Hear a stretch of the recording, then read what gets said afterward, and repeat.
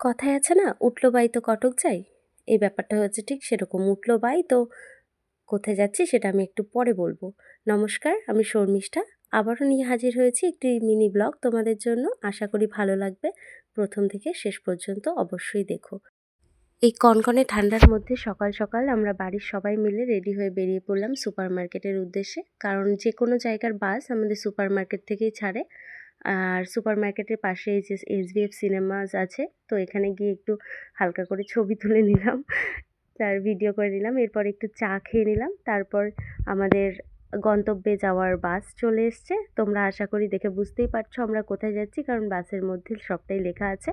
এরপর বাসে উঠে যে যার মতন সিট নিয়ে নিলাম, কারণ আগে থেকে আমাদের টিকিট কাটা ছিল। এরপর বাস সোজা গিয়ে থামলো বারাসাতে। বারাসাত থেকে একটু কচুরি খেয়ে নিলাম।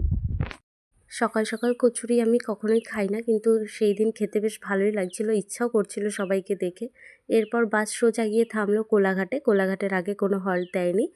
কোলাঘাটে গিয়ে যে যার মতন কাজ করছিল, মানে যার জন্য দাঁড়িয়েছিল বাসটা। আর আমি একটু দোলনা চড়ে নিলাম। এরপর আমরা আমাদের গন্তব্যে পৌঁছে গেছি। এই বাস থেকে নেমে গেলাম। আর দেখো আমার হাতের কি অবস্থা, হাতের মধ্যে যে যার সোয়েটার পেরেছে সব দিয়ে দিয়েছে।